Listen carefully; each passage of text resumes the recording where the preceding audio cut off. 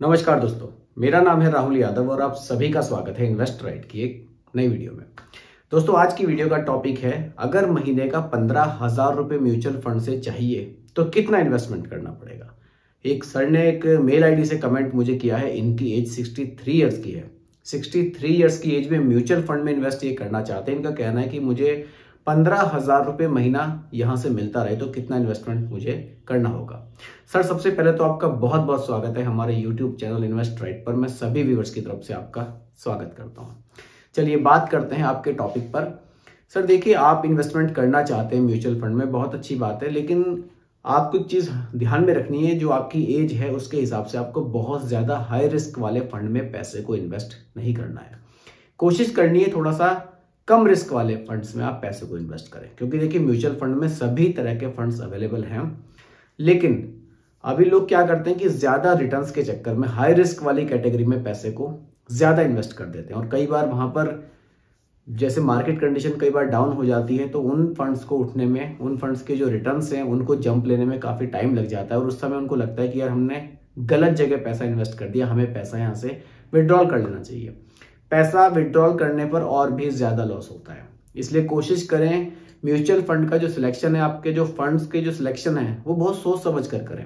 आप अपने risk tolerance को जरूर ध्यान में रखें, अपनी एज को जरूर ध्यान में रखें, तभी आप एक सही म्यूचुअल फंड यहाँ पर चुन पाएंगे। क्योंकि देखिए स्कीम्स यहाँ पर बहुत सारी आपको देखने को मिलती है, सभी में अलग अलग रिटर्न्स आपको देखने को मिलते हैं, इसलिए हमें अपने अकॉर्डिंग एक सही म्यूचुअल फंड का चुनाव करना चाहिए। चलिए, तो आपकी एज के अकॉर्डिंग, जैसे कि आपकी 63 की आपकी एज है, 15,000 रुपए का आपको पर मंथ यहाँ से विड्रॉल चाहिए, तो कौन सा फंड आपके लिए बढ़िया रहेगा और कितने पैसे आपको यहाँ इन्वेस्ट करने पड़ेंगे, इस चीज को हम लोग समझते हैं। और दोस्तों, आप सभी लोग वीडियो को बहुत ही ध्यान से देखिएगा और समझिएगा, और आपके मन में किसी तरह का कंफ्यूजन हो म्यूचुअल फंड को लेकर, इन्वेस्टमेंट को लेकर, आप लोग भी अपने डाउट्स क्लियर करा सकते हैं, कमेंट मुझे कर सकते हैं। चलिए शुरू करते हैं। देखिए, आपका जो इन्वेस्टमेंट रहेगा, मार्कर शायद खत्म हो गया। देखिए, आपका जो इन्वेस्टमेंट यहां रहने वाला है, इन्वेस्टमेंट वो मेरे हिसाब से लगभग 20 लाख रुपए का आपको यहां रखना पड़ेगा। अगर आप 20 लाख रुपए एक SWP प्लान में इन्वेस्ट करते हैं तो आप मंथली विड्रॉल यहां से ठीक ठाक ले पाएंगे। अब SWP प्लान कौन सा हो सकता है, आपको किस फंड में जाना चाहिए? देखिए, कैटेगरी यहाँ पर आपको बहुत सारी देखने को मिलेगी, लेकिन मेरे हिसाब से हाइब्रिड कैटेगरी आपके लिए ज्यादा अच्छी साबित हो सकती है। क्योंकि हाइब्रिड कैटेगरी में देखिए पूरा पैसा इक्विटी में इन्वेस्ट ना करके कुछ पैसा डेट में भी इन्वेस्ट किया जाता है। डेट का मतलब है कि यहाँ जो डेट में आपके पैसे का पोर्शन रहेगा वो गवर्नमेंट सिक्योरिटीज में इन्वेस्ट किया जाएगा, तो जितना पोर्शन डेट में रहेगा वो आपका सेफ रहेगा, और बाकी जो आपका पोर्शन पैसे का इक्विटी में जाएगा उसमें से भी मैक्सिमम पैसा इंडिया की टॉप 100 कंपनीज में, यानी कि लार्ज कैप कैटेगरी में इन्वेस्ट किया जाता है। तो आप प्योर इक्विटी फंड में ना जाके हाइब्रिड फंड्स के साथ जा सकते हैं। अब इसमें भी काफी सारी कैटेगरी आपको देखने को मिलती है। देखिए, यहाँ आपको बैलेंस एडवांटेज फंड भी देखने को मिलते हैं, जहां आपको रिटर्न्स थोड़े से अच्छे मिलेंगे, और अगर आप और भी ज्यादा सेफ साइड होना चाहते हैं तो फिर आप कंजर्वेटिव हाइब्रिड फंड के साथ जा सकते हैं। यहाँ 75% के आसपास इन्वेस्टमेंट जो रहेगा आपका पैसे का वो डेट में रहेगा, बाकी इक्विटी में रहेगा। और अगर आप कंजर्वेटिव हाइब्रिड फंड को छोड़कर आप बैलेंस एडवांटेज फंड की तरफ जाते हैं तो यहाँ फ्लेक्सिबिलिटी रहेगी फंड मैनेजर के पास, वो मार्केट कंडीशन के हिसाब से आपके पैसे को डेट में या इक्विटी में अपने हिसाब से सेट कर सकते हैं कि कितना परसेंट मुझे अभी डेट में रखना चाहिए और कितना इक्विटी में रखना चाहिए। तो यहाँ आपको रिटर्न्स थोड़े से अच्छे देखने को मिल जाएंगे, और यहाँ फंड मैनेजर को थोड़ी सी देखिए जानकारी भी रहती है कि किस तरह से मुझे अभी इस फंड को मैनेज करना है, तो रिटर्न्स यहाँ पर फंड मैनेजर ठीक ठाक हमें बनाकर दे देते हैं। और ऐसा नहीं है कि पैसा आपका यहाँ बहुत ज्यादा रिस्क में रहेगा। अगर मैं बैलेंस एडवांटेज फंड की बात करूं, HDFC बैलेंस एडवांटेज फंड के बारे में बात करूं, देखिए यहाँ इन्होंने जो पैसे को फंड मैनेजर ने डाइवर्सिफाई किया है, डेट में लगभग 27% पैसा आपका डेट में फंड मैनेजर ने रखा हुआ है, यानी कि आपका जो 27% पैसा रहेगा वो गवर्नमेंट सिक्योरिटीज में रहेगा, कॉर्पोरेट बॉन्ड्स में आपका पैसा इन्वेस्ट होगा, तो उस पैसे पर आपके रिस्क नहीं रहेगा। बाकी इक्विटी में जो पोर्शन यहाँ रखा गया है उसमें से भी 45% पैसा तो लार्ज कैप में ही रखा गया है। तो मेरे हिसाब से आप एक बार HDFC बैलेंस एडवांटेज फंड को देख सकते हैं। थोड़ा सा इसके बारे में और डिटेल में हम लोग डिस्कस कर लेते हैं। HDFC balance advantage fund. देखिए हाइब्रिड कैटेगरी का ये फंड है, इसमें आप SWP प्लान अगर चलाते हैं तो मेरे हिसाब से ज्यादा अच्छा आपके लिए होगा। देखिए फंड साइज की बात करूं 77,011 करोड़, इतना बड़ा फंड साइज देखने को मिलता है। कितना पैसा देखिए लोगों ने इस फंड में इन्वेस्ट किया है। एक्सपेंस रेशियो की बात करूं 0.8% का हमें देखने को मिलता है। लेकिन आप इन सब चीजों को छोड़कर सीधा आप होल्डिंग्स पर आइए कि आपका जो पैसा है वो इन्वेस्ट किया कहां जाएगा, उसको समझिए। देखिए आपका डेट में जो पैसा इन्वेस्ट किया जाएगा, यानी कि जो पैसा आपका सेफ रहेगा, वो रहेगा 27.1%, लगभग 27% ही आप मान लीजिए आपका पैसा डेट में रहेगा। अब देखिए जो पैसा आपका इक्विटी में जाएगा, इक्विटी में कितना जा रहा है 58.4% पैसा। अब इस 58.4% पैसे में से भी आपका 45% पैसा लार्ज कैप में जाएगा, यानी कि इंडिया की टॉप 100 कंपनीज के स्टॉक्स में जाएगा।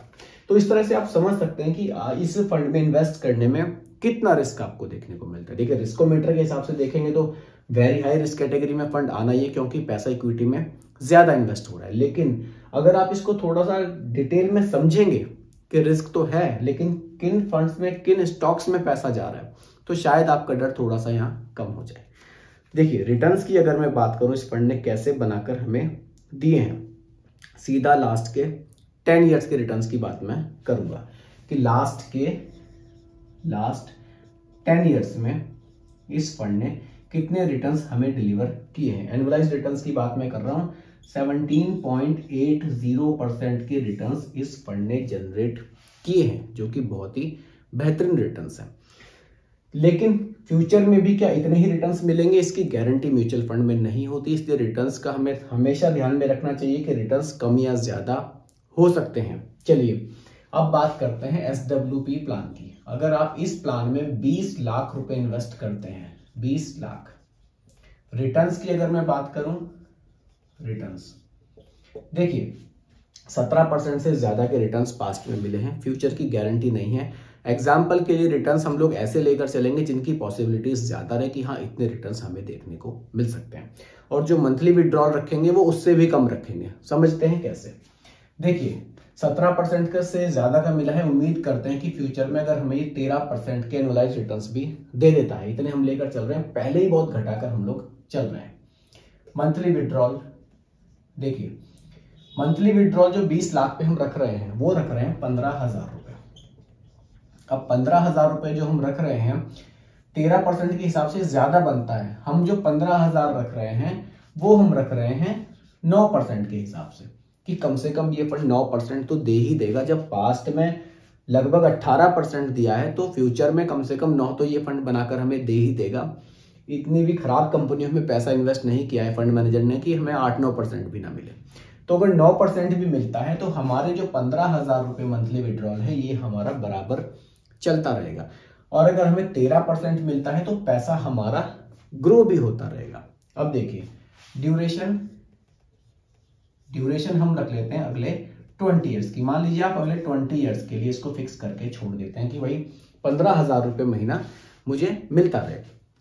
तो फिर देखते हैं कि ये पैसा हमारा आगे कितना ग्रो होगा। इसके लिए SWP कैलकुलेटर की थोड़ी सी हेल्प यहां पर लेंगे। रिटर्न्स एग्जांपल के लिए 13% यहां मैंने रख दिए हैं। देखिए आप जो टोटल यहां पर पैसा विड्रॉल करेंगे वो करेंगे 36 लाख रुपए। 20 लाख रुपए इन्वेस्ट करके 36 लाख का आपका यहां पर विड्रॉल हो जाएगा पैसा। इतना पैसा तो आपका विड्रॉल हो जाएगा। फाइनल बैलेंस आपका क्या बचेगा? फाइनल बैलेंस आपका बचेगा 93 लाख। ये आपका फाइनल बैलेंस बचेगा अगले 20 साल के बाद। अब समझिए आपने इन्वेस्ट किए थे कितने? 20 लाख रुपए। 20 लाख रुपए आपने इन्वेस्ट किए थे। मंथली विड्रॉल आपने यहां से 15,000 रुपए का लिया।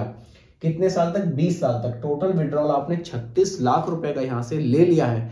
उसके बाद भी आपके पैसे 20 लाख के बढ़कर 93 लाख रुपए हो गए। कैसे? क्योंकि रिटर्न्स हमने यहाँ पर 13% के रखे हैं और विड्रॉल हमने केवल यहाँ पर 9% किया है। बाकी पैसा हमारा ग्रो होता रहा और जितने रिटर्न्स हमें पास्ट में मिले हैं 17%, और अगर ये रिटर्न्स हमें 13 से बढ़कर 17 मिल जाते हैं तो ये पैसा हमारा 1 करोड़ से भी ज्यादा बन सकता है। तो कुछ इस तरह से आप लोग अपनी प्लानिंग कर सकते हैं। जैसे कि सर का कमेंट था कि 15,000 रुपये महीना का विड्रॉल चाहिए तो कितना पैसा इन्वेस्ट करना होगा, तो सर लगभग 20 लाख रुपए आप इन्वेस्ट करके अपना जो मंथली विड्रॉल है वो आप यहाँ से ले सकते हैं। और अगर सर आप इससे भी ज्यादा सेफ फंड में जाना चाहते हैं तो फिर आप कंजर्वेटिव हाइब्रिड फंड के साथ जा सकते हैं। वहां रिटर्न्स आपको 10 से 11% के आसपास के देखने को मिलेंगे। तो दोस्तों उम्मीद करता हूं कि टॉपिक आपको पूरी तरह से क्लियर हुआ होगा। फिर भी कोई कंफ्यूजन हो आप लोग मुझे दोबारा कमेंट कर सकते हैं, रिप्लाई मैं आपको जरूर करूंगा। बाकी दोस्तों ये कोई रिकमेंडेशन नहीं है, एजुकेशनल पर्पस वीडियो आप लोगों के लिए बनाया गया है। वीडियो कैसी लगी कमेंट में जरूर बताइएगा, पसंद आई हो तो लाइक शेयर भी कीजिएगा और मेरे चैनल पर अगर आप नए हैं इसको भी सब्सक्राइब आप जरूर कीजिएगा। बहुत बहुत धन्यवाद।